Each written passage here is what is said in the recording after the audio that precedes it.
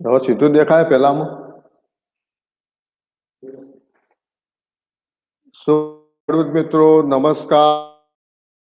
ગાંધીનગર દાંતીવાડા કૃષિ યુનિવર્સિટીમાં આવેલી વિસ્તરણ શિક્ષણ નિયામક શ્રીની કચેરી અંતર્ગત ચાલતી knowledge dissemination throw distance learning યોજના અંતર્ગત આજે આપણે આમ તો જુદી જુદી ખેતીના પાકો ઉપર ઘણી બધી તાલીમો ગોઠવી છે, પણ આજે પશુપાલનની એક તાલીમ ગોઠવવા જઈ રહ્યા છીએ અને જે પશુપાલકો માટે ખૂબ જ મહત્વની છે.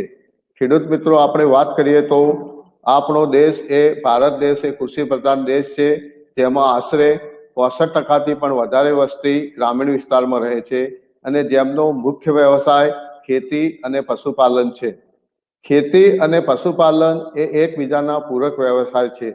ખેતીમાં તો દર 3 કે 4 મહિને જ્યારે પાકનું ઉત્પાદન થાય ત્યારે જ આપણને આવક મેળવી શકીએ છીએ, પરંતુ પશુપાલન થકી આપણે દર 15 દિવસે તેમાંથી આવક મેળવી શકીએ છીએ. એટલે પશુપાલનનો વ્યવસાય એ એક એટીએમ ની ગરજ સારે છે ખેડૂત માટે, અને એમાં સતત જે આપણે ઇનપુટ્સના ખેતીમાં ખર્ચા હોય તે પશુપાલનના વ્યવસાયમાંથી જ મેળવી શકીએ છીએ. હવે જો આપણે વાત કરીએ તો ભારત દેશમાં 19મી પશુધનની ગણતરી વર્ષ 2019માં કરવામાં આવી, જેમાં આપણા દેશની પાલતા પશુઓની સંખ્યા 535 મિલિયન જેટલી છે, જેમાં ગુજરાત રાજ્ય 26 મિલિયન પાલતા પશુઓ સાથે 10મા ક્રમે છે. હવે ખેડૂત મિત્રો, જો આપણે વાત કરીએ તો આપણા દેશના કુલ પશુધનની સરખામણીએ પશુ દીઠ દૂધ ઉત્પાદન ઓછું બીજા દેશોની સરખામણીમાં ઓછું આવે છે. તેનું એક કારણ છે પશુ સંવર્ધન વિષય પ્રત્યે લોકોની નિષ્કાળજી. ખેડૂત મિત્રો, આપણે વાત કરીએ તો કૃત્રિમ બિજદાન થકી સારા અને ઉચ્ચ ઓલાદવાળા સોંઠ અથવા કઈ પાડાના વીર્યના ડોઝ ઘણા બધા પશુઓમાં ફેળવી અને ઉચ્ચ ગુણવત્તાયુક્ત ઓલાદ એટલે કે પાડી કે વાછરડી આપણે મેળવી શકીએ છીએ. આપણે ગુજરાતીમાં એક કહેવત છે કે વડ જેવો ટેટો અને બાપ જેવો બેટો. જો આપણે પશુઓમાં પણ ઉચ્ચ ગુણવત્તાયુક્ત વીર્યના ડોઝનો ઉપયોગ કરીશું તો તંદુરસ્ત અને વધુ દૂધ આપે તેવી ઓલાદો આપણે મેળવી શકીશું. હવે ખેડૂત મિત્રો, એક નવી વાત કરીએ તો પશુપાલન વિષયમાં સતત નવા સંશોધનો થતા રહે છે, જેમાં એક છે સેક્સ સોર્ટેડ સિમેન્ટ પદ્ધતિ. આ પદ્ધતિ દ્વારા જે બચ્ચાઓની નવી ઓલાદ મેળવવામાં આવે છે એ બધા માદા જ હોય છે, અને આપણી ગુજરાત સરકારે આ પદ્ધતિનો પહેલો ટ્રાયલ અમરેલી જિલ્લામાં કરવામાં આવેલો, જેમાં કુલ 2494 કૃત્રિમ બિજદાન કરવામાં આવ્યો, જે થકી જે 626 બચ્ચાઓનો જન્મ થયો, તેમાંથી 557 બચ્ચા માદા એટલે કે પારડી કે વાછરડી આપણે મેળવી. આમ આ પણ પ્રોગ્રામની આપણને 89% સફળતા મેળવેલ છે. એમ આપણે આજે ખેડૂત મિત્રોને ખૂબ જ ઉપયોગી થાય એવા પશુઓમાં કૃત્રિમ બિજદાનનું મહત્વ વિષય પર તાલીમ આપણે રાખી છે, જેમાં અમારા પશુ સંશોધન કેન્દ્રના મદદનીશ વૈજ્ઞાનિક શ્રી ડોક્ટર BS રાઠોડ સાહેબ ને બહુ સરસ રીતે સમજાવશે. તો આ સાથે હું તેમને આવકારું છું.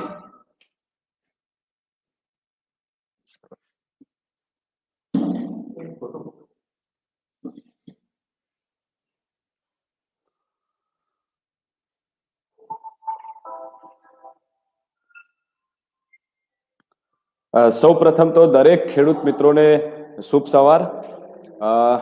SM પટેલ સાહેબે આપણને એક ટૂંકમાં આ પશુઓમાં કૃત્રિમ બિજદાનનું શું મહત્વ છે એની એક સરસ ઝાંખી આપી. હવે એ જ વિષય પર આપણે થોડુંક વિશેષ જ્ઞાન મેળવીએ કે ખરેખર કૃત્રિમ બિજદાનની શું જરૂરિયાત છે.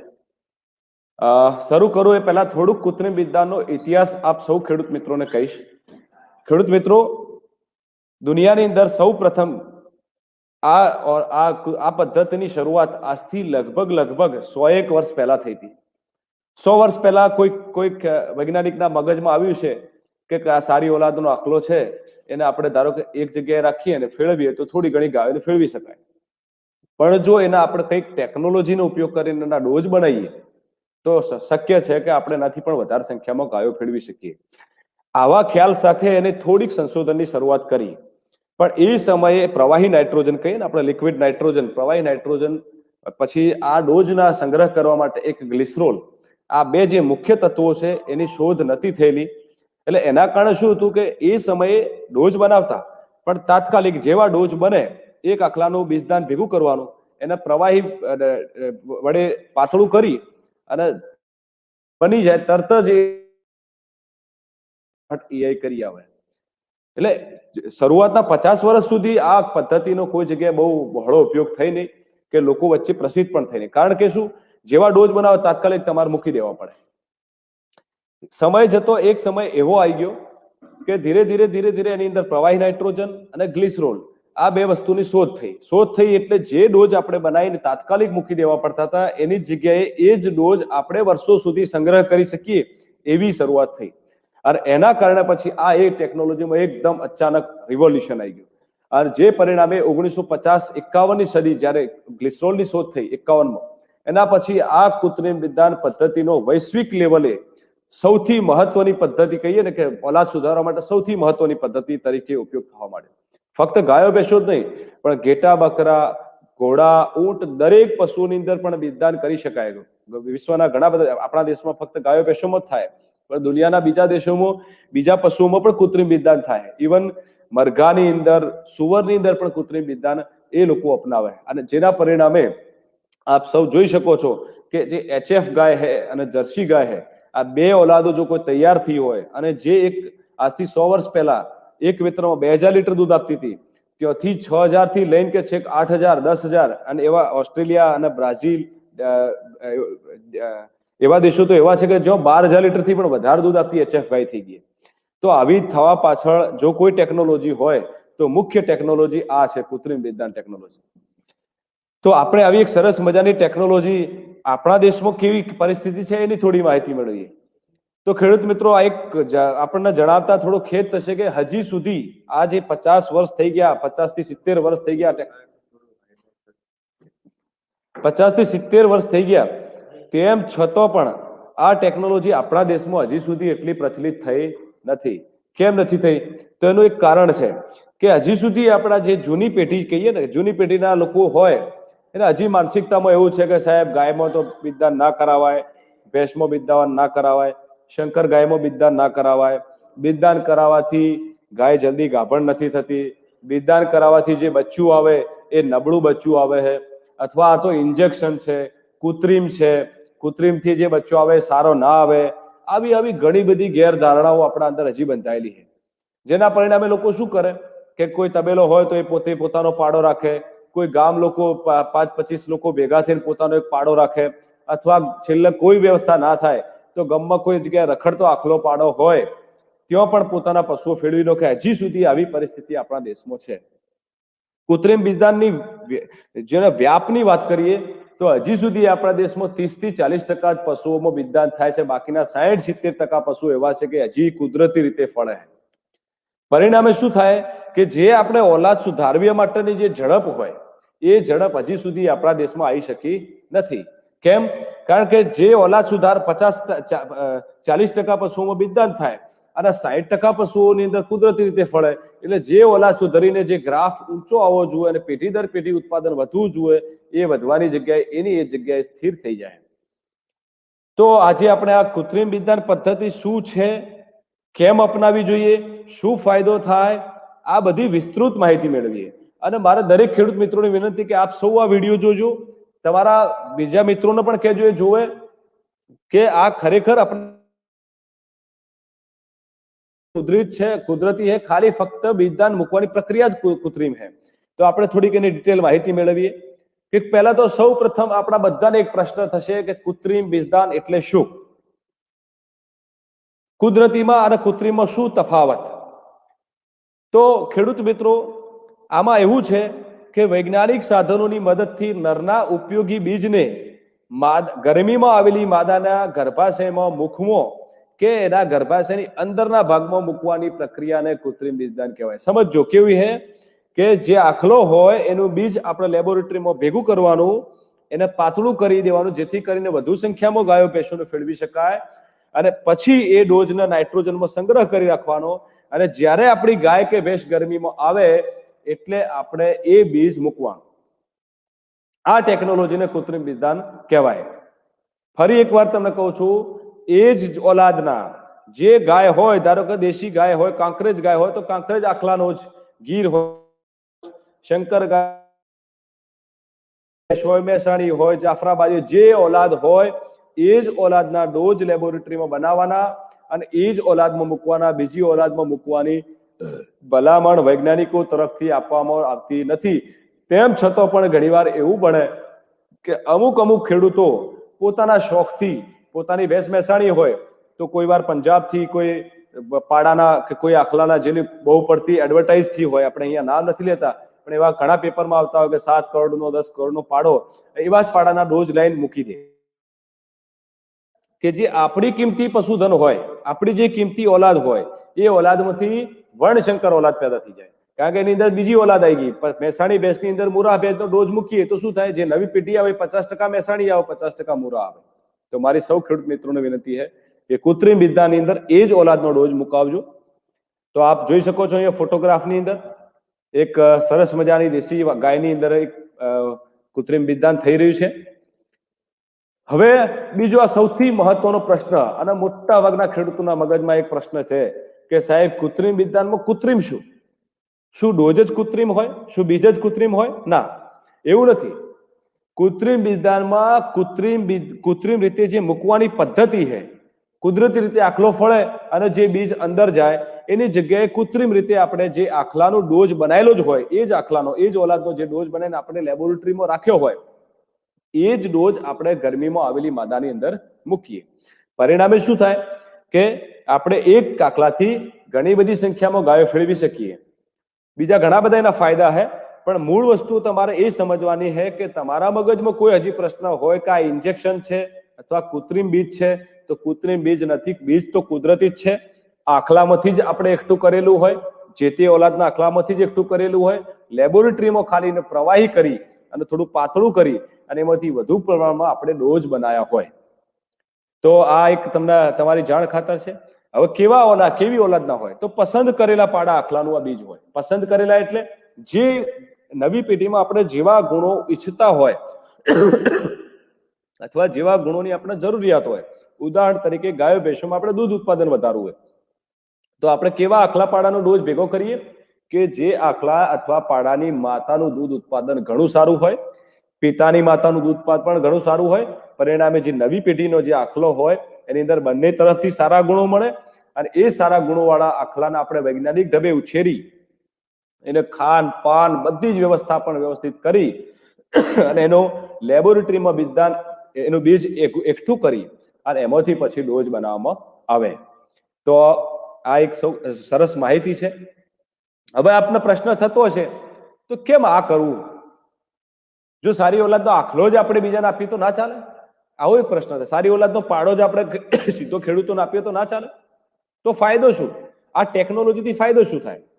તો સમજો ખેડૂત મિત્રો, હું તમને એક નાનો દ્રષ્ટાંત આપું છું કે અમારા દાંતીવાડા કૃષિ યુનિવર્સિટીના અંદર આજથી 40 વર્ષ પહેલા પશુ સંશોધન કેન્દ્રની શરૂઆત થઈ હતી. એ સમયે આપણી દેશી ઓલાદની ગાયો એક વેતરમાં 900 લીટર અને ભેંસો 1300 લીટર દૂધ આપતી હતી. અમે લોકોએ 40 વર્ષ સુધી સંશોધન કર્યું, એ ઓલાદ સુધારી. તો આજે એવી પરિસ્થિતિ થઈ ગઈ છે કે આપણી દેશી ઓલાદની ગાયો 2800 થી લઈને કે 3000 લીટર સુધી દૂધ આપે છે. અને સારી ગાયો કહીએ તો 15-20 ગાયો એવી પણ છે કે 4000 લીટર દૂધ આપે, 5-10 ગાયો એવી છે કે જે 5000 લીટર પણ દૂધ આપે, અને એક ગાયે એક વેતરની અંદર 6000 થી 7000 લીટર પણ દૂધ આપેલું.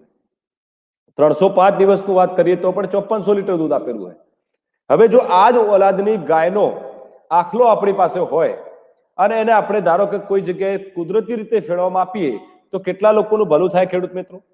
બહુ તો એ આખલાથી એક ગામનું ભલું થાય, અથવા એ આખલાથી એક વર્ષની અંદર 200 થી 300 જેટલી ગાયો ફળે. સમજો, એક ઉદાહરણ છે, બહુ તમને ખ્યાલ આવે એ રીતે દેશી ભાષામાં તમે સમજાવો છો. હવે જો એ જ આખલાને આપણે બીજદાન ટેકનોલોજીમાં ઉપયોગ કરીએ તો શું થઈ શકે? શું થઈ શકે? તો આપણે જાણ ખાતર કહું કે એ જ આખલાથી આપણે 10 થી 12,000 જેટલી ગાયોને એક વર્ષમાં ફેરવી શકીએ. જો બિદ્દાન ટેકનોલોજીનો ઉપયોગ કરીએ તો 10 થી 12,000 ગાયો ફેરવી શકીએ. જો કુદરતી રીતે ફેરવા આપીએ તો બહુ તો 200 થી 300 ગાયો ફેરવી શકીએ. હવે ધારો કે એનેથી વધારે થોડુંક સમજીએ કે જો 200 ગાયો ફળી એક વર્ષની અંદર, 300 ગાયો આખલાથી ફળી, એમાંથી 200 ગાભણ થઈ, 200 ગાભણ થઈ, એમાંથી 5-10 ધારો કે કોઈ પ્રોબ્લેમ થી ના વિહોણી અથવા બચ્ચું મરી ગયું, તો 190 ગાયો જેટલી ગાયો વિહોણી. હવે એ 190 ગાયો વિયા એમાંથી 50% પાછા આખલા આવે અને 50% વાછડીઓ આવે. તો 50% વાછડીઓ આવે તો આપણને વર્ષમાં કેટલી 90 થી 95 જેટલી વાછડીઓ મળે. હવે એની સામે જો કૃત્રિમ બિદ્દાન કરી તો શું થાય? એ જ આખલાથી 10 થી 12,000 ગાયો ફળે. 10 થી 12,000 ગાયો ફળે, એમાંથી ધારો કે 50% ગાભણ થાય તો 6 થી 7,000 ગાયો ગાભણ થાય અને બધી જ ગાયો વિયાય. થોડી ઘણી ટકાવારીમાં ગાયો જેમ પેલામાં થાય એ જ રીતે બચ્ચું આમાં પણ થાય તો પણ આપણને 3,000 વાછડીઓ મળે.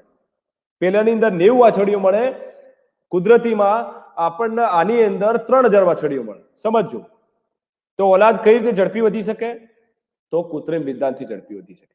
માટે આપણે આપણા દેશની અંદર જેવી વિદેશી ગાયો, HF ગાયો, જર્સી ગાયો દૂધ આપે છે, એવી જ ગાયો જો આપણે આપણી ગાયો ભેંસો બનાવી છે તો આપણે ફરજિયાત કૃત્રિમ બિદ્દાન પદ્ધતિનો ઉપયોગ કરવો પડશે ખેડૂત મિત્રો.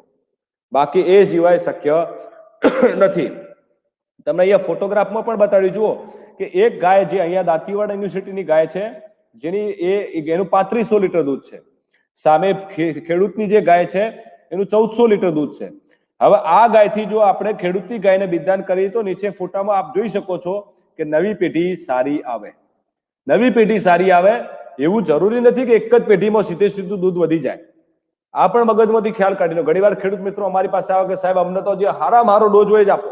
અમે પૂછીએ તમારી ગાયનું દૂધ કેટલું હોય? કે સાહેબ અમારે તો 2 લીટર જ છે.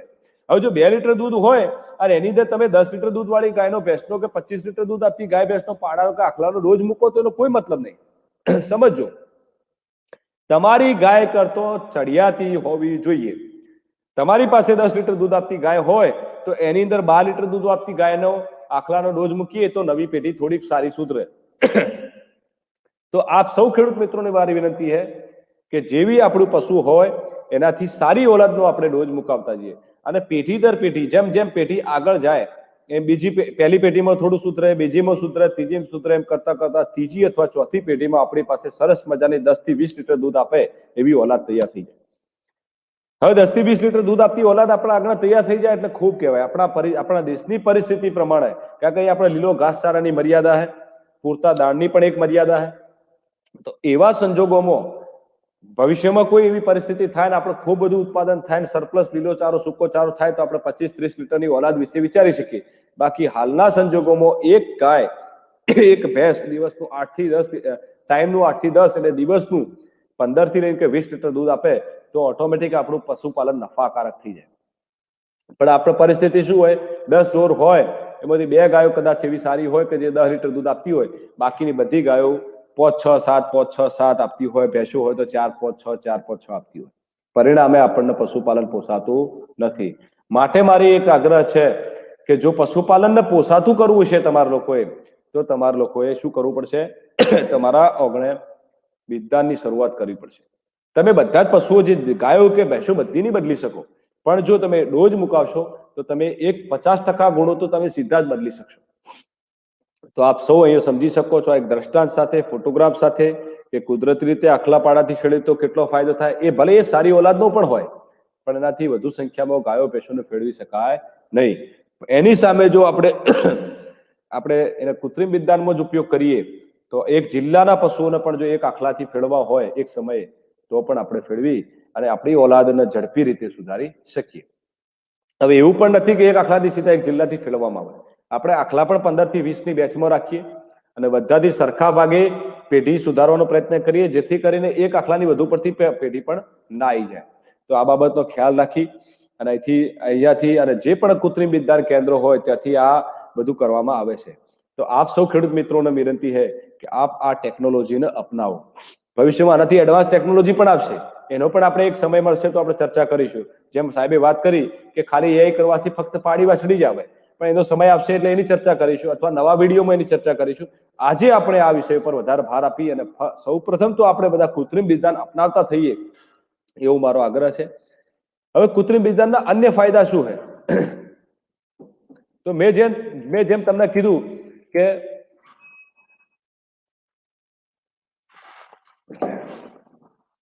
વધુ દૂધ અથવા ઘીની ટકાવારી, ફેટની ટકાવારી, જે ટકાવારી આપણે આપણી નવી પેઢીમાં લાવવા માંગતા હોય કે ભાઈ આપણે આપણી ગાયનું દૂધ વધારવું છે, ઘી વધારવું છે, અથવા આપણી વાછડીઓ ઝડપી તૈયાર થાય, દેશી આપણે નહીં કહેતા કે દેશી વાછડીઓ તો 5 વર્ષે તૈયાર થાય, ભેંસનું જોઠું તો સાહેબ 6 વર્ષે તૈયાર થાય, એવું નથી. તમે સારી ઓલાદના એવા પણ ગુણો સુધારી શકો. જે આખલાની વાછડીઓ ઝડપી મોટી થતી હોય એવા આખલાનો આપણે વધારે ડોઝમાં ઉપયોગ કરીએ તો સ્વાભાવિક છે કે એની વાછડીઓ ઝડપી મોટી થઈ જાય અને પ્રથમ વિયાણ જલ્દી આવે. જેમાં શંકર ગાયોમાં તમે જુઓ છો HF ગાયની વાછડી 24 મહિનામાં તો ગાભ વિયાઈ જાય. આ સામે આપણી દેશી ગાયની 2.5 વર્ષની થાય ત્યારે ફળ જ. તો આપણે આવા જે પણ ગુણો આપણે આવતી પેઢીમાં લાવવા માંગતા હોય એવા બધા જ ગુણો નો આપણે એવી ઓલાદના આખલાનો પસંદ કરી, એવી ઓલાદના સાંઢ અથવા પાડાને પસંદ કરી અને નવી પેઢીમાં આપણે લઈ શકીએ. દૂધ ઉત્પાદન પણ વધારી શકીએ, દૂધમાં ફેટની અથવા ઘીની ટકાવારી પણ વધારી શકીએ. અને એ માટે આપ જોઈ શકો છો અહીંયા ફોટોગ્રાફની અંદર બહુ સરસ મજાનો આખલો બતાવ્યો છે. એવો આપણે આખલો ઉપયોગ કરી અને આવા ગુણો આપણે લઈ શકીએ. બીજો કયો ફાયદો થાય કે નરના સંસર્ગમાંથી આવવાથી કુદરતી પ્રક્રિયાથી જે સંસર્ગજન્ય રોગો ફેલાતા હોય એ ફેલાતા રોગો અટકાઈ શકાય. આ પણ સમજવું કે સપોઝ એક બીમારી છે, એક ગાયને ચેપ થઈ ગયો ગર્ભાશયની અંદર અથવા કોઈ બીમારી થઈ ગઈ, બ્રુસેલા જેવી બીમારી થઈ ગઈ, હવે એની અથવા ટીબી થઈ ગઈ. સમજો ટીબી આપણને બધાને ખ્યાલ આવે ઘણી બધી થાય. જેમ આપણને ટીબી થાય એમ ગાયો ભેંસોમાં પણ ટીબી થાય.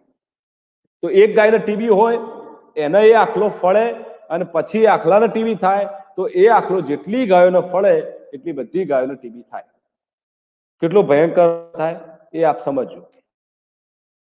એ આખલાની અંદર બીજા કોઈ અવગુણો હોય, મારકણો હોય, એની અંદર બીજા અવગુણો હોય, જેવા કે કોઈ ખોડખાપણ, એની અંદર કોઈ ખોડખાપણ હોય. ખોડખાપણ હોય તો એની નવી પેઢીમાં પણ ખોડખાપણ આવે. જ્યારે બીજદાનની અંદર શું થાય કે એક આખલાની પસંદગી કરતી વખતે લગભગ એક વૈજ્ઞાનિકોની ટીમ એને વ્યવસ્થિત રીતે પસંદ કરે કે ભાઈ આ કાંકરેજ ઓલાદનો આખલો છે તો આ ફોટામાં શુદ્ધ કાંકરેજ ઓલાદ, ખોડખાપણ છે, કોઈ બીમારી છે, બીમારી હોય તો એનું લેબોરેટરી થઈ જાય. લેબોરેટરી થયા પછી જો એને ટીબી, જેડી, બ્રુસેલા અથવા કોઈ બીજી એવી ચેપી બીમારીઓ હોય કે જે એકબીજાથી પશુમાં ફેલાતી હોય તો એવા આખલાના જે પણ લોકો બીજદાનમાં કામ કરતા હોય એ લોકો એવા આખલાને રાખે નહીં. એ આખલાને સીધો નિકાલ કરી દે. એની સામે જે નિરોગી આખલો હોય, જેની અંદર કોઈ રોગ ના હોય, કોઈ બીમારી ના હોય, કોઈ તકલીફ ના હોય, કોઈ ખોડખાપણ ના હોય, કોઈ આનુવંશિક પણ બીમારી ના હોય કે જે વંશ પરંપરાગત આવતી હોય એવી કોઈ પણ ખામી હોય તેનું ચેકિંગ કરી અને પછી જ એ આખલાનો બીજદાનનો ઉપયોગમાં કરવામાં આવે. તો આ એક વધારાનો ફાયદો આપણને થાય. ઓલા તો સુધરે પણ કોઈ રોગ પણ બીમાર ના થાય. હવે એનાથી આર્થિક ફાયદો શું થાય?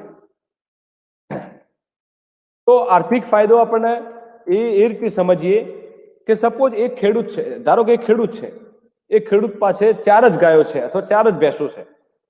હવે બીજદાન ટેકનોલોજી ના હોય અને રખડતા સાંઢ સાથે નથી ફેરવવું, એને સારી ઓલાદનો સાંઢ રાખીને ફેરવવું છે તો એને શું કરવું પડે? 4 ગાયો ભેંસો વચ્ચે એક અલગથી આખલાને એને રાખવો પડે, સાચવવો પડે. ખેડૂત માટે જો શું ફાયદો થાય? હવે એક ગાય જેટલું એક આખલો ખાઈ જાય સામે એના આખલામાંથી આપણને દૂધ તો કશું મળે નહીં. જો એની સામે આ ટેકનોલોજી હોય તો શું ફાયદો થાય કે આપણે એક આખલો ના સાચવવો પડે, એની જગ્યાએ આપણે એક વધારે ગાય રાખી શકીએ. પરિણામે એ ગાયમાંથી આપણને દૂધ મળે, એમાંથી આપણે આર્થિક થોડુંક કમાઈ શકીએ. જ્યારે ગાય ગરમીમાં આવે તો ફક્ત બીજદાન કરાવવાની જરૂર પડે. જે આપણા ગામમાં કામ કરતો બીજદાન કર્મચારી હોય એને આપણે બોલાવીએ તો એ આવીને આપણને બીજદાન કરી આપે. તો આપણે શું કરી શકીએ કે જે ફેળવવા પાછળ જે કોઈ રખડતા આખલા પાડા ફેળવો લઈ જવું પડતું હોય અથવા કોઈ તબેલામાં કોઈ પાડો રાખતો હોય ત્યાં ફેળવા લઈ જઈએ તો એ પણ પૈસા વધારે લેતો હોય તો એ પૈસા આપણે બચાવી શકીએ અને આપણને આપણા ગામની અંદર જ બીજદાનની સેવા મળી જાય. અને એ પણ તમે જો બહુ સસ્તા દરે હોય, તમે ગામની ડેરી ઉપર જ્યાં ઘોડી હોય ત્યાં જઈને કરાવો તો કર્મચારી આપણી પાસેથી બહુ ઓછા પૈસા લે. કદાચ કોઈ સંજોગોમાં આપણા ઘરે બીજદાન કરવા આવે તો પેટ્રોલ જો ખર્ચ લાગે, પણ તેમ છતાંય આપણે આખા મહિનાનો કે 2 મહિનાનો ધારો 4 ગાયો હોય વર્ષમાં 4 જ વાર ગરમીમાં આવે, અથવા બહુ તો 8 વાર ગરમીમાં આવે, ગાભણ થઈ જાય તો આપણે 8 વખતમાં 8 દિવસ માટે આપણે શું કરવું પડે, આખા વર્ષ સુધી આખલાને રાખવો પડે. તો એ ખર્ચો આપણે એક તો બચી જાય. અને બીજો શું ફાયદો થાય કે નવી પેઢીમાં ઓલાદ સારી આવે, એટલે પરિણામે પેઢીમાં દૂધ ઉત્પાદન વધે, એટલે આપણને ભવિષ્યમાં પણ આપણને એમાંથી સારો આવક મળી રહે, જે કરીને આપણનું ભવિષ્ય પણ સુરક્ષિત થાય અને આપણી ઇકોનોમિક કન્ડિશન અથવા આપણા ઘરની પરિસ્થિતિ પણ સુધરે. તો આ ફોટામાં જોઈ શકો છો, અહીંયા એક સરસ મજાનો 1155 નંબરનો આખલો મેં બતાવ્યો છે. એની માતાનું દૂધ એક વેતરની અંદર 4717 લીટર હતું, સમજો. અને એ પણ કયા વેતરમાં? 8મા વેતરમાં. આ આપણી આ વિદ્યાની સાથે સાથે કહું, આપણી દેશી ઓલાદની અંદર આ ક્ષમતા છે. તમે શંકર ગાય રાખશો તો શંકર ગાયની ત્રીજી ચોથી પેઢી સુધી દૂધ વધે, પછી સીધું ઘટવા મળે. જ્યારે દેશી ઓલાદની ગાયની અંદર પેઢી લગભગ 7મા 8મા વેતર સુધી પણ દૂધ વધારે આપે. અહીંયા એક બીજી ગાય છે 817 નંબરની ગાય, આપ જોઈ શકો છો ફોટાની અંદર. આ ગાયે પહેલા વેતરમાં 4000 લીટર દૂધ આપેલું હોય અને છઠ્ઠા વેતરની અંદર 7251 લીટર દૂધ આપેલું. હવે સમજો, આટલી જો સરસ આપણી દેશી ગાયો પણ ઓલાદ, જો દેશી ગાય પણ દૂધ આપતી હોય તો આપણે પણ આપણી દેશી ઓલાદોને બચાવવા માટે પ્રયત્ન કરવો પડે. હું દરેક મારું જ્યારે પણ લેક્ચર હોય એટલે ખેડૂતોને એક મીઠી ટકોર કરું છું કે આપણી દેશી ગાયની અંદર તમે જુઓ, શિંગડા હોય અને એની અંદર શું હોય? ખૂંદ હોય. કોઈ વાર એક એવો સમય આવી ગયો કે ટ્રેક્ટરથી ખેતી થતી કદાચ બંધ થઈ ગઈ, અથવા ડીઝલના ભાવ વધી ગયા, પેટ્રોલના ભાવ વધી ગયા અને આપણે બળદની જરૂર પડી, તો એ દિવસે કઈ ઓલાદ કામ આવશે? એ આપણી આ કોકરેજ ઓલાદ કામ આવશે. એ જ ઓલાદના બળદ જેને ખૂંદ હોય, એ જ ખૂંદથી આપણે હળ જોડી શકીએ અને ખેતી કરી શકીએ. શંકર ઓલાદના આખલાથી ખેતી કરવી કદાચ અશક્ય બને. એટલે મારી આપ સૌને વિનંતી છે કે કૃત્રિમ વિદ્યાની સાથે સાથે તમે કોઈ વાર એક અમારા કેન્દ્રની પણ મુલાકાત લેજો અને અહીંયા પણ તમે રૂબરૂ જોજો કે ખરેખર દેશી ગાયમાં પણ શું ક્ષમતા છે. બીજું, હવે બીજો પ્રશ્ન થતો છે કે ભાઈ કૃત્રિમ વિદ્યાના જે ડોઝ હોય એ ડોઝને આપણે કેટલો સમય સુધી સાચવી શકીએ, કેટલો સમય સુધી રાખી શકીએ? તો ખેડૂત મિત્રો, તમને નવાઈ લાગશે કે એક વાર આખલાના મરી ગયા પછી પણ તમારે ધારો કે 10-20 વર્ષ સુધી બિદાન કરવા હોય ને તોય આપણે કરી શકીએ. કેટલું નવાઈની વાત છે. આપણે જો ધારો કે સારી ઓલાદનો આખલો છે ને આપણે ફેળવા વાપરીએ તો કેટલો સમય? બહુ તો 4-5 વર્ષ સુધી ફળે, પછી થાકી જાય અથવા બીમારથી મરી જાય. મરી જાય એટલે એને પૂર્ણ વિરામ લાગી. જો એની અમે એ જ આખલા પાડાને આપણે બિદાનમાં ઉપયોગ કર્યો હોય, 10,000, 15,000, 20,000 કે 1 લાખ ડોઝ આપણે લેબોરેટરીમાં સંગ્રહ કરી મૂકી દીધા હોય, તો એ આખલાને મરી ગયા પછી 5-10 વર્ષે, 15 વર્ષે, 20 વર્ષે આપણને ખબર પડે કે ભાઈ આ આખલાથી તો બહુ સારી પેઢી આવે, તો એ દિવસે પણ એના ડોઝનો ઉપયોગ કરી અને આપણે સારી ઓલાદની પાડીઓ વાછડીઓ મેળવી શકીએ. સમજો કેટલો સરસ ફાયદો થાય એનાથી. અચ્છા, બીજો એક ફાયદો શું થાય સમજો કે ધારો કે અહીંયા સારી ઓલાદનો આખલો અમારી પાસે દાંતીવાડા યુનિવર્સિટીમાં હોય અને એ આખલાથી કચ્છની કોઈ ગાયને ફેરવીએ કે અમદાવાદમાં કોઈ ગાયને ફેરવીએ, તો આપણે આખલાને લઈને જવું તો શું કરવું પડે? ડાલામાં આખલા કે પાડાને લઈને ત્યાં જવું પડે, ફરવું પડે. એની જગ્યાએ એ આખલાને આપણે ડોઝ બનાવ્યો તો કેટલો ફાયદો થાય? કચ્છમાંથી કોઈ માણસ આવે, ડોઝ લઈ જાય અને કચ્છમાં જઈને સેવા કરીએ તો આપણે જાનવરની અવર જવર અથવા આખલાને લઈને ફરવાની પણ સમસ્યા ના થાય. સમજો કેવા ફાયદા થાય. એટલે આ ટેકનોલોજીથી ખૂબ ફાયદો કે ગરમીમાં બેહી જાય, ઊભી ના રહે, આડી પડી જાય તો બિદાન આપણે ઉભો કરી શકીએ, બેઠા પછી પણ બિદાન આપણે કરી શકીએ. કોઈ ગાય ચંચળ હોય, આખલાને લાતો મારતી હોય, ફળવા ના દેતી હોય, તો એ બધી જગ્યા, કોઈ આખલાની અંદર કોઈ તકલીફ હોય કે એને પગે ધારો કે ફ્રેક્ચર થઈ ગયું, તો એ ગાય ઉપર ટપી નહીં શકતો. સારી ઓલાદનો આખલો છે, પેટી બહુ સરસ છે, પણ પગે લાગી ગયું, ફ્રેક્ચર થઈ ગયું, હવે એ આખલાને આપણે શું કરી શકીએ? તો આપણે બિદાન ટેકનોલોજી હોય તો એવા આખલાના પણ આપણે ડોઝ બનાવી અને આપણે ફેરવવામાં ઉપયોગ કરી શકીએ. એટલે ખરેખર આ એક અદ્ભુત ટેકનોલોજી છે. વિશ્વ લેવલે પશુઓની ઓલાદ સુધારવા માટે જો કોઈ ટેકનોલોજીનો સૌથી વધારે ઉપયોગ થયો હોય અથવા સૌથી વધારે પ્રમાણમાં ખેડૂતોને અપનાવી હોય દુનિયાના ખેડૂતોએ, તો એ આ ટેકનોલોજી છે ખેડૂત મિત્રો. એટલે આના વિશે કોઈ શંકા કુશંકા મગજમાં રાખવા કરતો તમે તમારી ઓલાદના, તમારી જે પણ જે તે ઓલાદ હોય, ધ્યાન રાખજો, જે ઓલાદ હોય, કાંક હોય, સુરતી હોય, જાફરાબાદી હોય, ગીર હોય, એ જે પણ ઓલાદ હોય એ ઓલાદની અંદર એ જ ઓલાદના પશુઓના ડોઝ મૂકી અને એ ઓલાદ સુધરે એ માટે પ્રયત્નશીલ થાઓ. તો આવતા 10 વર્ષ, 15 વર્ષ, 20 વર્ષની અંદર એવી પરિસ્થિતિ આવશે કે આપણા દેશની અંદર દૂધની નદીઓ વહેશે. જેમ કહેતા ને કે એક સમય હતો કે આપણા દેશમાં દૂધની નદીઓ વહેતી, એવો સમય ફરીથી આવતો વાર લાગશે નહીં. તો આ એક કન્ટેનર છે, આપ જોઈ શકો છો. એકવાર ડોઝ બનાવ્યા પછી તમે આ કન્ટેનરમાં મૂકી દો અને એની અંદર નાઇટ્રોજન રેગ્યુલર નાખતા રહો તમે, તો એ જ્યાં સુધી ડૂબેલો રહે ડોઝ, એ ડોઝ ખરાબ થાય નહીં. તો મારી આપ સૌને વિનંતી છે કે આ ટેકનોલોજી ખરેખર અદ્ભુત છે. અચ્છા, એક બીજો ખૂબ મહત્વનો ફાયદો છે જે કદાચ આપણે ધ્યાનમાં નહીં હોય અથવા અત્યાર સુધી આપણે સાંભળ્યું પણ નહીં હોય કે ભાઈ આ બધા સારી ઓલાદ વાપરી છે, બધાથી નવી પેઢી સુધરે, પણ એ પૈકી પણ કોઈ આખલા એવા હોય કે જેનાથી ખૂબ ઝડપી સુધરતી હોય, પેઢી ખૂબ જ સારી આવતી હોય, કદાચ માં કરતો સવાઈ દોઢી દૂધ આપે એવી વાછડી આવતી હોય. હવે એવો ખ્યાલ આવે કુદરતમાં, કુદરતી રીતે પાડો ફરતો હોય કે ભાઈ આ તો આ પાડાથી તો જોરદાર વાછડીઓ આવે, અરે જોરદાર પાડીઓ આવે, અથવા આખલાથી જોરદાર વાછડીઓ આવે, તો કુદરતી રીતે ફરતો હોય, આખલો ગયડો થઈ જાય, તમે કશું કરી શકો નહીં. અચ્છા, કોઈ વાર એવું પણ બની શકે કે એ પાડાથી હારી ઓલાદ ના પણ આવતી હોય અને તમે એનાથી 3-4 વર્ષ સુધી ફેડવે રાખો ને પછી ખબર પડે કે ભાઈ આ તો પાડીઓ વાછડી સારી આવતી નથી. એની સામે એ જ આખલા અથવા પાડાને આપણે સંતતિ પરીક્ષણ યોજના કહેવાય, સંતતિ પરીક્ષણ યોજના કહીએ એની, તો એ પદ્ધતિ કે આ પદ્ધતિમાં શું કરવાનું કે અમુક અને એ માદાઓનું દૂધ પણ અને એ આખલા એ નવી પેઢીનું પણ દૂધ માપણી કરવાની. 100 ગાય ઘી 2000 લીટર એક વેતર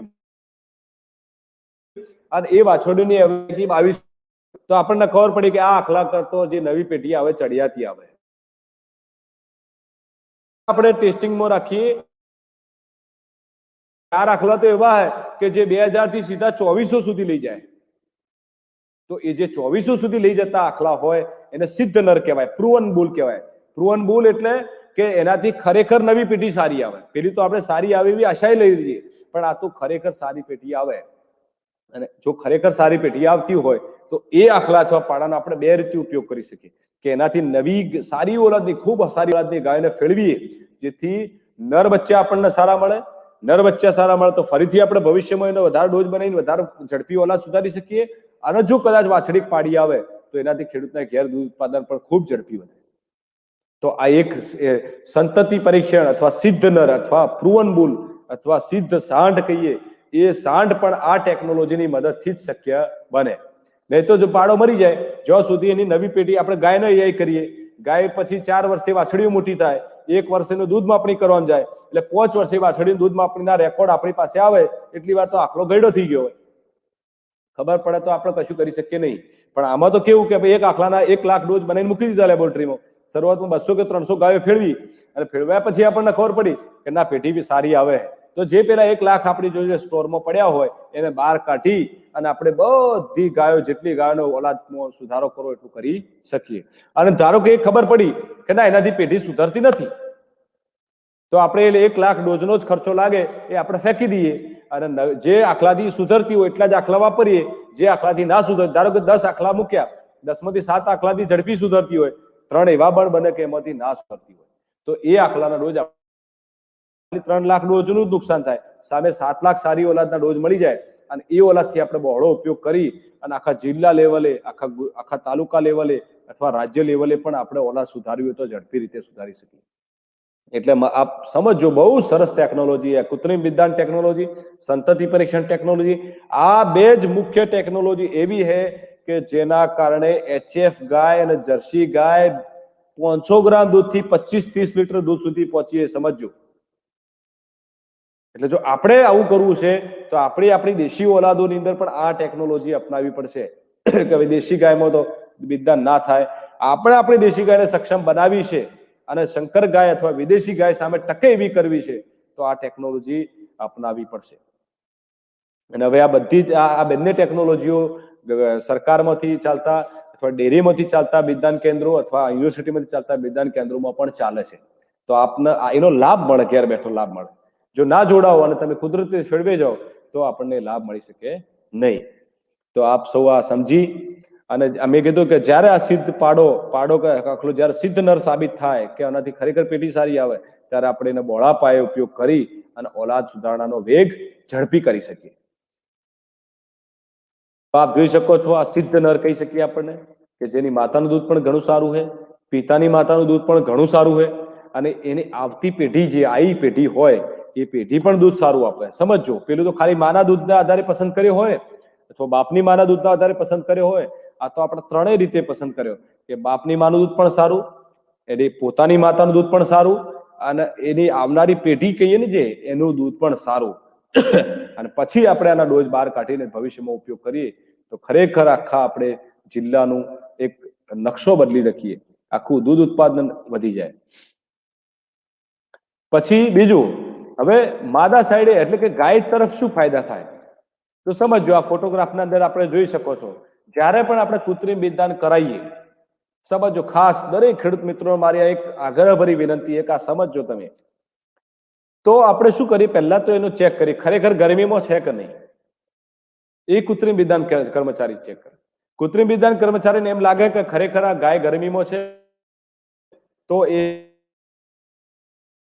ખરેખર બીજદાન નથી, તો એ પણ લાગે કે ગર્ભાશયને કોઈ તકલીફ અથવા ગાય રિપીટ થાય,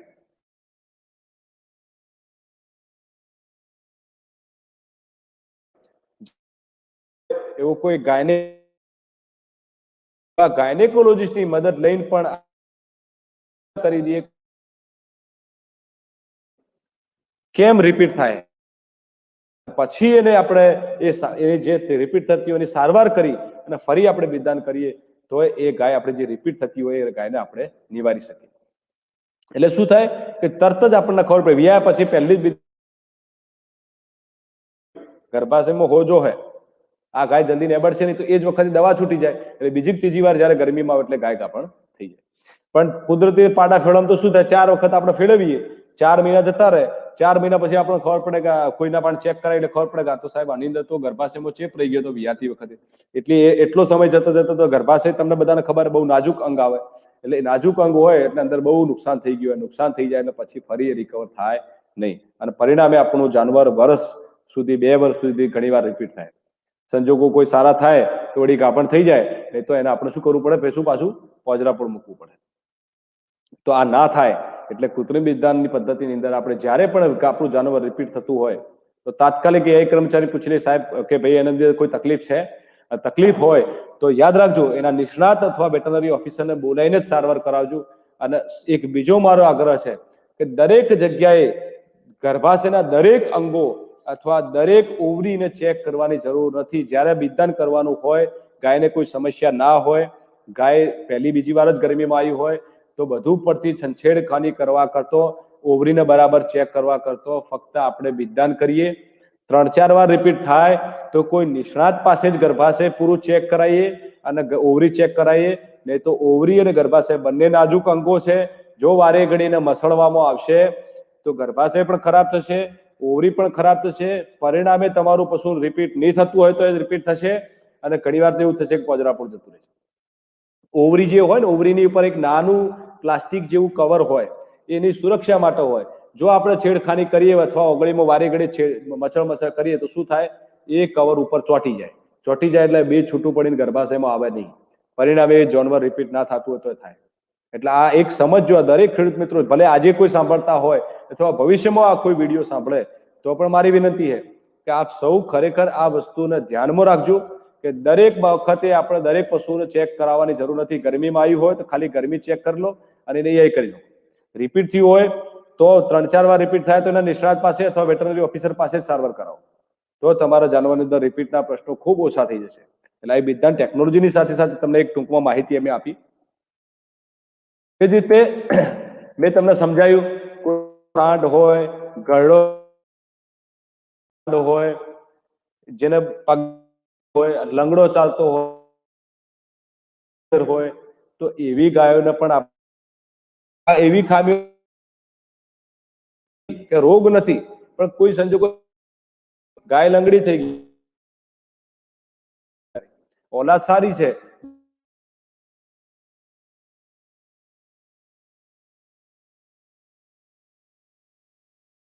સારા હોય, પણ કોઈ શારીરિક માર્ગ એના પરિણામે ફળતી ના હોય, તો એને પણ આપણે કૃત્રિમ બીજદાન વડે ફેરવી શકીએ.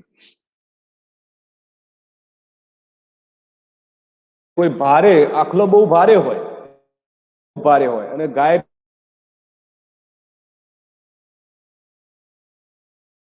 ભાગી જાય, આખલો ટપો તો ભાગી જાય, તો કૃત્રિમ બીજદાન જો આપણે જોઈએ એ કરવી શક્ય બને. દુબળી હોવી ના જોઈએ, સમજો પાછા ઘેર દુબળી ભેગી ના કરતા, એની ચાકરી કરજો. પશુ છે એ આપણા ઘરનું સભ્ય છે, એ રીતે સેવા કરજો, એ કોઈ સંજોગોમાં દુબળું ના થાય. પણ તેમ છતાં કોઈ દુબળું હોય તો એને આપણે બીજદાનથી ખેડવી શકીએ. પણ જો કુદરતી રીતે ભારે આખલો એના પર ટપી જાય તો એ ગાય બેસી જાય, ભાગી જાય, અથવા એને કોઈ નુકસાન થઈ જાય. સંકરણ પદ્ધતિ, આ બધા આપણે શંકર ગાયો જોઈએ છીએ, આપણા ઘર ઓગણે શંકર ગાયો બધી આવી ગઈ છે, એચએફ કહીએ છીએ ને આપણે, કાળી કાબરી અથવા લાલ કાબરી જર્સી. એ સંકરણ પદ્ધતિ કઈ રીતે શક્ય બની? તમને પ્રશ્ન થશે કે શંકર આખલા તો બધા અમેરિકામાં હતા, તો અહીંયા શંકર ગાયો કેવી રીતે બનાવી? તો એ આ ટેકનોલોજીથી શક્ય બન્યું કે ભાઈ અમેરિકાથી આપણે ડોઝ લાયા, આપણી દેશી ગાયમાં મૂક્યા. આપણે જે દેશી ગાયો ખૂબ ઓછું દૂધ આપતી હતી એના માટે જ ભલામણ હતી. સમજો પાછું, જે લીટર અથવા 500 ગ્રામથી ઓછું દૂધ આપતી દેશી રખડતી ગાયો હતી, એની અંદર આપણે આ ભલામણ હતી કે ભાઈ એની અંદર શંકરનો ડોઝ મૂકીને ઓલાદ સુધારીને પણ સંકરણ કરી અને ઓલાદનું દૂધ ઉત્પાદન વધારીએ. પણ જે આપણી અમૂલ્ય ઓલાદો હતી, કિંમતી ઓલાદો, કાંકરેજ ગાય, ગીર ગાય, આની અંદર સંકરણ કરવાની જરૂર નથી. પણ આપણે દેખાદેખીમાં એની અંદર પણ થોડું ઘણું સંકરણ કરી નાખ્યું. પણ હવે જે જગ્યાએ હોય એ જગ્યાએથી આપણે પોતે અટકાઈ અને મારી બે હાથ જોડીને વિનંતી છે કે આપ સૌ આપણી કિંમતી જે દેશી ગાયો, ગીર, જાફરાબાદ ગીર ગાયો હોય, મહેસાણી ભેંસ હોય, ગાયો ભેંસો જે પણ ઓલાદ હોય એની અંદર સારી ઓલાદનો ડોઝ મૂકી અને ધીરે ધીરે પેઢી સુધારી. એ જ રીતે જે દેશી ગાયો હોય, દેશી એટલે ન કોકરેજમાં હોય કે ન ગીરમાં હોય, એકદમ મા મૂળો બાપ ગાજર આપણે દેશી ભાષામાં ઘણી વાર કહેતા હોય, એવી દેશી ગાયો જે વણશંકર જેવી ગાયો હોય એની અંદર પણ શંકરનો સીધો ડોઝ મૂકવા શોખ હોય. એ ગાય દેશી સફેદ રંગની હોય, મૂકી હોય તો આ બીજદાન ટેકનોલોજીથી કરી શકાય. એ જ રીતે કાઠિયાવાડની અંદર કોઈ લાલ રંગની ગાય હોય, શુદ્ધ ગીર ના હોય, દેશી ગીર હોય, દેશી ટાઈપની હોય, ગીરના થોડા ઘણા ગુણો હોય એની અંદર, તો ગીરનો પણ ડોઝ મૂકી અને ધીરે ધીરે એની પેઢી આપણે સુધારી શકીએ. આમ આપણે ગ્રેડિંગ અપ કરી અને એક દેશી, એ જ રીતે સંજોગોમાં સંકરણ કરવું હોય તો એ પણ આપણે ખેડૂત મિત્રો એક ઉમદા ટેકનોલોજી છે. મેં તમને બહુ સરસ માહિતી ડિટેલ સાથે આજે માહિતી આપી. આપ સૌ એને સમજો, વિચારો અને ખરેખર સાંભળતા થાવ અને સાંભળીને અને અપનાવતા થાવ એવી મારી આપ સૌને વિનંતી છે. મેં આપને બધાને સમજાવી દીધું કે સંસર્ગજન્ય રોગો, એકબીજાથી જે ચેપી રોગો થતા હોય એ ચેપી રોગો પણ અટકાવી શકાય. કેમ અટકાવી શકાય? ખાલી ફક્ત આખલાને આપણે પસંદ કરવાથી જ નહીં, પણ આપણે દર વખતે ગ્લોવ્સ પહેરીએ પ્લાસ્ટિકનો. એક આપણે એ કરતી વખતે આપણે બીજદાનનો ગ્લોવ્સ પહેરીએ એટલે આપણા હાથ ઉપર પણ કોઈ ચેપ હોય તો એ જાનવરની અંદર જાય નહીં. એ જ રીતે બીજદાન કરતા પણ આપણે એક સીટ પહેરાવીએ, કદાચ તમને ખ્યાલ, તમે જોતા હશો તો એક કૃત્રિમ બીજદાનની સીટ પણ ચોખ્ખી હોય, દર વખતે નવી વપરાય, સ્ટરીલાઇઝ કરેલી હોય, એટલે એના અંદર કોઈ જીવાણુ હોય નહીં, જંતુ મુક્ત હોય. તો એવી રીતે નવી સીટ વાપરી દર વખતે. એટલે જ્યારે આપણે બીજ મૂકીએ તો એક ગાયમાંથી બીજી ગાયમાં જે વચ્ચેનો ચેપ કહીએ, જે આપણાથી માણસનાથી ફેલાતું હોય, એ પણ આપણે અટકાવી શકીએ. પરિણામે આપણી ગાયો ભેંસોમાં જે પણ રોગ બીમારી થતી હોય એની શક્યતા ઓછી. પણ સાથે સાથે યાદ એક પણ રાખજો સાહેબ મિત્રો, કે જ્યારે આપણો બીજદાન કર્મચારી આપણી ગાય ભેંસને બીજદાન કરતો હોય ત્યારે એકવાર એ હાથ નાખીને બધું છાણ બહાર કાઢે. છાણ કાઢ્યા પછી સીધી ગન નાખવાની હોય તો એક સમયે આપણે થોડીક ઊભું રાખી અને આપણે ગાય ભેંસના જે પાછળના અંગો હોય એ અંગોને ચોખ્ખા પાણી વચ્ચે ધોઈ નાખવાના. અથવા એકવાર હાથ મળાશયમાંથી બધું મળ બહાર કાઢી દે એટલે હાથ ફરી જયારે અંદર નાખે એટલે નીચેથી પેશાબ ધોઈને ચોખ્ખો કરી નાખો. પેશાબ ધોયા પછી જ ગન જો તમે નાખશો તો અંદર ફરીથી ચેપ થવાની સંભાવના બહુ જ નહીવત થઈ જાય. પણ જો કોઈ સંજોગોમાં છાણના ટચ થઈ જાય ગન, અને જો છાણવાળી ગન અંદર જશે તો ફરીથી ગર્ભાશયમાં ઇન્ફેક્શન થશે. એટલે ઘણીવાર ખેડૂત મિત્રો કહે સાહેબ હમણાં તમે તો દવા છોડાઈ હતી, આ ગાય બગાડ કાઢતી હતી, દવા છોડાઈ, વળી ચોખ્ખી લાળી કરી, વળી તમે તો એ કરે એટલે ફરી પાછું બગાડ થઈ ગયું. તો આ કેમ થયો એ હવે નહીં થાય, ખ્યાલ રાખજો. એટલે આ મારી તમને એક સરસ માહિતી છે કે તમે આવી બધી જે નાની નાની બાબતો છે બિદદાનની અંદર એનો પણ ધ્યાન રાખો તો તમારા મગજમાં જે આ પ્રશ્ન છે કે સાહેબ બિદદાનથી તો પીટ આવે, બગાડ થઈ જાય, આ બધું થશે નહીં. એ પણ મેં તમને કીધું, આ વસ્તુ પણ મેં તમને સમજાવી કે ઘણીવાર ખેડૂતોને એવો પ્રશ્ન થાય કે સાહેબ કૃત્રિમ બિદદાનથી તો ગાયો ગાભણ ઓછી થાય. તો એ ઓછી થવા પાછળ સમજો એ આ બિદદાન ટેકનોલોજી જવાબદાર નથી. એની માટે તો ઘણા બધા જવાબદાર કારણો છે. કૃત્રિમ બિદદાન કર્મચારી કઈ રીતે કૃત્રિમ બિદદાન કરે છે, ખરેખર એને ડોઝ બરાબર રીતે નાઇટ્રોજનમાં સાચવ્યો છે કે નહીં, નાઇટ્રોજન રેગ્યુલર ઉમેર્યું છે કે નહીં, સમયસર કૃત્રિમ બિદદાન કર્યું કે નહીં, ગાય ગરમીમાં આવે એટલે જ આપણે એના 24 ભેંસ હોય તો 24 ની અંદર 2 ડોઝ એ રીતે આપણે કરાવીએ. કોઈ રોગીશ જાનવર હોય, એના ગર્ભાશયની અંદર કોઈ તકલીફ હોય તો એની પણ આપણે ચેકઅપ કરાવી અને પછી બિદદાન કરીએ તો ગાભણ થવાનો દર છે એ ઓછો થાય નહીં. જેટલું આખલાથી ફળતી હોય એટલું અથવા એનાથી થોડીક જ ઓછા પ્રમાણ પણ આપણે ગાયો ભેંસોને ફેરવી અને ગાભણ કરી શકીએ. તો મારી આપ સૌને વિનંતી છે કે આ એક મગજમાં જો તમારા કોઈ પ્રશ્ન હોય તો એ કાઢી અને આપ સૌ બિદદાન અપનાવો. તો આપ સૌને મારી એક મેં તમને ટૂંકમાં માહિતી આપી. તો આપ સૌ આપણા આ ટેકનોલોજી પોતાના ઘેર અપનાવો અને અપનાવી અને આપણે આવી જે મેં આ ફોટોગ્રાફમાં જોઈ શકીએ છીએ એવી સારી ઓલાદની આપણે ગાયો ભેંસો આપણે તૈયાર કરી શકીએ.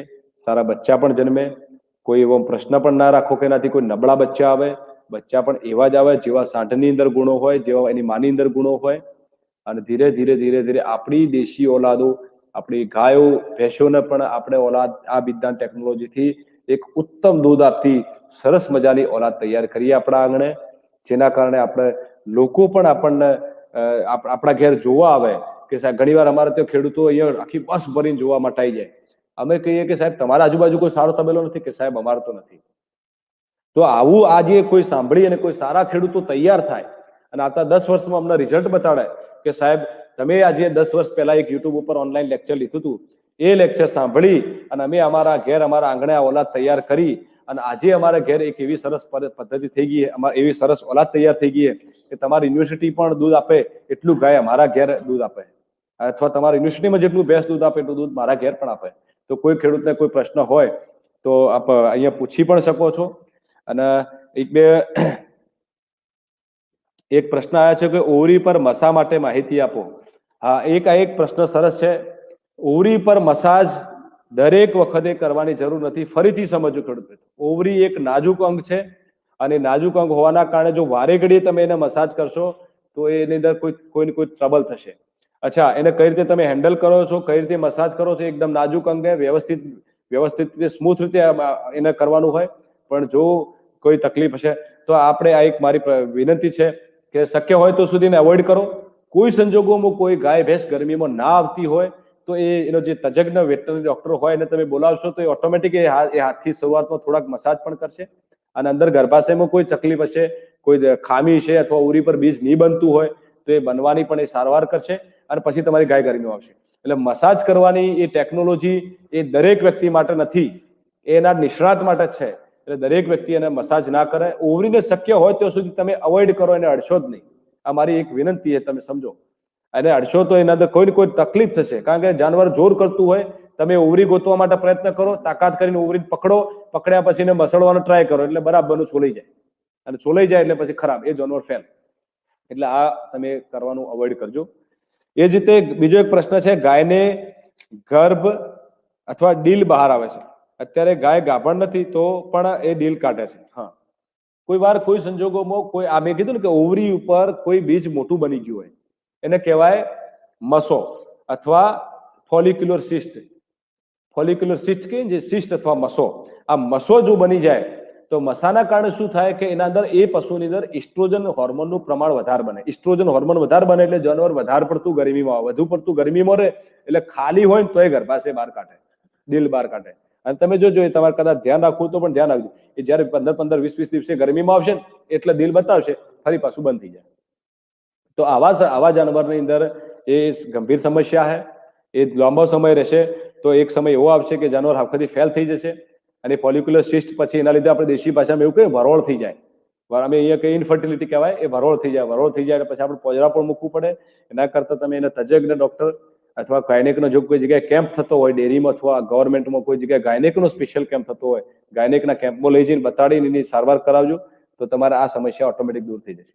અચ્છા, એવા જાનવરના કોઈ જે ઘાસચારાની અંદર ઇસ્ટ્રોજન હોર્મોનનું પ્રમાણ વધારે હોય, ધારો કે રચકો છે, રચકા બાજરી છે, એવો જે ગરમ ખોરાક કહીએ આપણે દેશી ભાષામાં, બાજરીના પૂળા છે, એ બધું ઓછું ખવડાવશો તો ઓટોમેટિક એની સમસ્યા ઓછી થઈ જાય. તેમ છતાં હોય તો આયુર્વેદિક દવાઓ પણ મળતી હોય બજારની અંદર. એ આયુર્વેદિક દવા પણ આપણે ખવડાવી શકીએ. આપણે દેશી કોઈ પદ્ધતિથી વેજીટેબલ ઘી હોય કે અડદ હોય કે એવું બધું ખવડાવીને પણ આપણે એની સારવાર કરી શકીએ. આ એક આખો અલગ વિષય છે, એની પર આખો ફરીથી લેક્ચર લેવું તો લઈ શકાય. કોઈ સંજોગોમાં ફક્ત આ ગર્ભાશયના ડીલ ઉપર આપણે એક વિડીયો બનાવીને અહીંયા મૂકીશું તો આપણને એની થોડી વિસ્તૃત માહિતી મળશે. પછી એક બીજો પ્રશ્ન છે, ગાય ગરમીમાં આવ્યા પછી કયા ટાઈમે બીજ મુકાવવું? જો આ એક થંબ રૂલ બધા માટે થંબ રૂલ છે, સાંભળી લેજો. જો આપણી દેશી ગાય હોય અથવા આપણી દેશી ભેંસ હોય તો એની અંદર જ્યારે ગરમીમાં આવે એના 12 કલાકમાં પહેલો ડોઝ મુકાઈ દેવાનો. એટલે સવારે યાદ ના રહે તો સવારે ગરમીમાં આવી હોય તો સાંજે, અને સાંજે ગરમીમાં આવી તો બીજા દિવસે સવારે એક ડોઝ મુકાઈ દેવો. એ જ રીતે પાડી હોય, વાછડી હોય, પહેલિયાત પાડી અથવા વાછડી હોય, એની અંદર પણ 12 કલાકની અંદર પહેલો ડોઝ મુકાઈ દેવાનો. જ્યારે સવારે આવી તો સાંજે, સાંજે આવી તો બીજા દિવસે સવારે.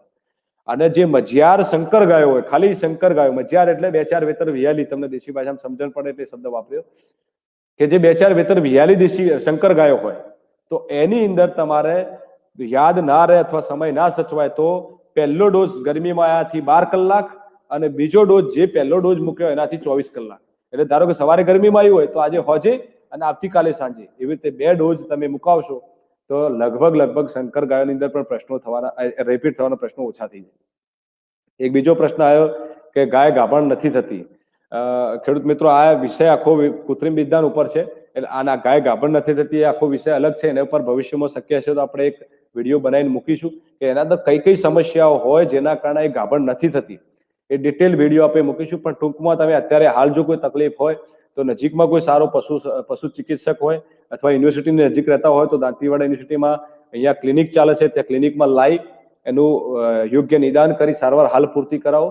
પણ કઈ મોટી સમસ્યાઓ છે જેના કારણે પશુ રિપીટ થાય એ વિશે આપણે ભવિષ્યમાં ટૂંક સમયમાં આવરી અને એક વિડીયો અહીંયા મૂકીશું જેથી તમે એના તમારા લેવલે નિવારી શકો. તો આટલું કઈ મારું વક્તવ્ય અહીંયા પૂરું કરું છું. સર્વે ખેડૂત મિત્રોને મારા રામ રામ. અને આજે જે પણ લોકોએ સાંભળ્યું હોય એ પોતે પણ અપનાવે અને આજુબાજુના ખેડૂતોને પણ સમજાવે, જેથી કરીને આ ટેકનોલોજીનો જેટલો શક્ય એટલો બહોળો ઉપયોગ થાય, વધુમાં વધુ સંખ્યામાં પશુઓનું વિજ્ઞાન થાય અને વધુ ઝડપે આપણી ઓલાદ સુધરે અને આપણે પણ ઇઝરાયલ જેવા અથવા બ્રાઝિલ જેવી આપણી ઓલાદો તૈયાર કરી શકીએ. અને ભવિષ્યમાં એ લોકોના ત્યાં જેટલું દૂધ આપતું હોય 25-30 લીટર, આપણે તો આંખો ફાટી જાય કે ખરેખર આટલું દૂધ આપતું છે, એવી દૂધ આપતી ઓલાદ આપણે આપણા આંગણે તૈયાર કરીએ. એટલું કઈ અસ્તુ. સર્વેને નમસ્કાર.